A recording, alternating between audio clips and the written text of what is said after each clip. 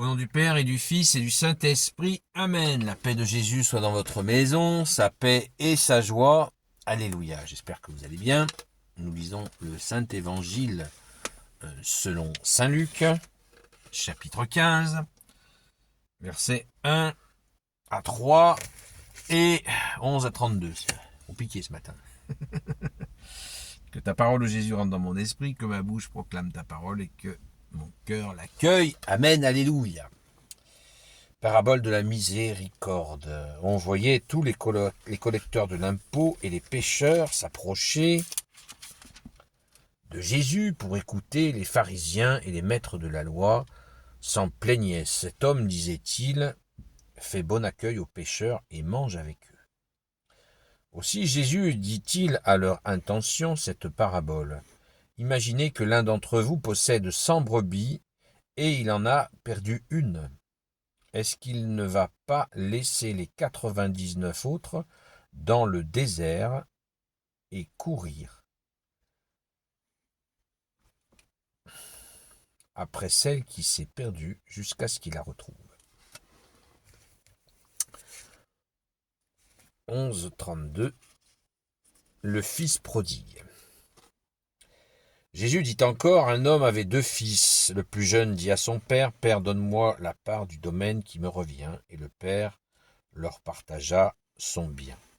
Le plus jeune fils ramassa tout et partit peu après pour un pays lointain, où il dépensa son héritage dans une vie de désordre. Quand il eut tout dépensé, une grande famine s'abattit sur ce pays, et il commença à manquer de tout. Il alla donc se mettre au service d'un des habitants du pays qu'il envoya dans ses champs pour garder les cochons.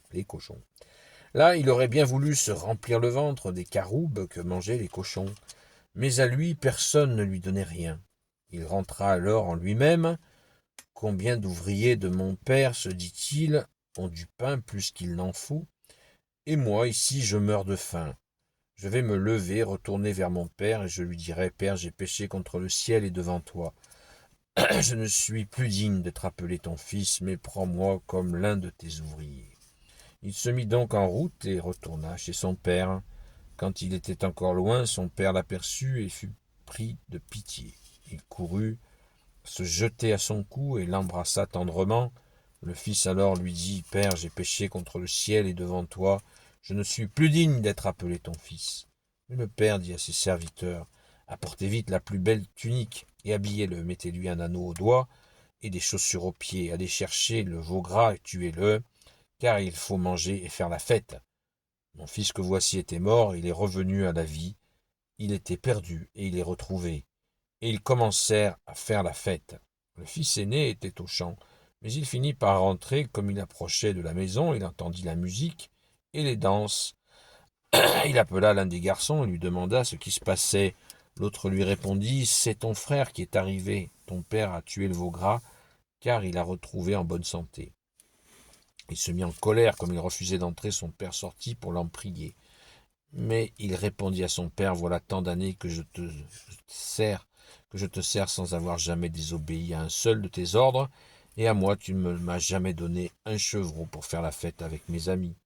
Mais lorsque revient ton fils que voilà, celui qui a mangé toute la fortune avec les prostituées, tu fais tuer pour lui le veau gras. » Le père lui dit, « Toi, mon enfant, tu es toujours avec moi, et tout ce qui est à moi est à toi. C'est maintenant qu'il fallait faire la fête et se réjouir, car ton frère que voilà était mort et il est revenu à la vie.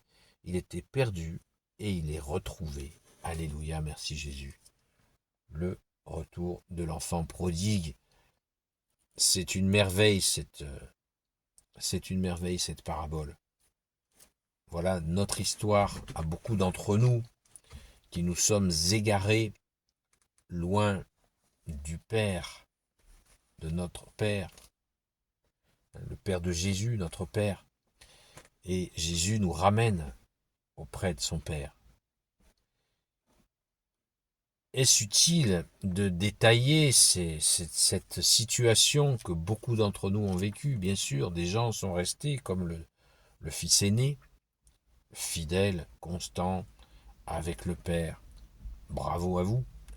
Mais combien de catholiques sont des enfants prodigues? Des enfants prodigues, c'est merveilleux, c'est extraordinaire, cette grâce de la miséricorde. C'est vraiment la grâce de la miséricorde, comme c'est titré au début du verset 1, parabole de la miséricorde. Jésus nous explique la profonde miséricorde du Père, du Fils et du Saint-Esprit. N'oublions pas que le Fils a vraiment fait acte de contrition. Vous voyez, on est en plein carême. Jésus dit, convertissez-vous et croyez en la bonne nouvelle. Eh bien, ce Fils a fait cette conversion.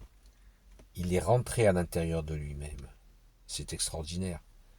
Il est rentré en lui. Il rentra en lui-même, verset 17. Il rentra alors en lui-même. Eh bien, rentrons en nous-mêmes, afin que nous puissions réfléchir à notre conversion, afin de nous rapprocher encore et encore de toi, ô Jésus.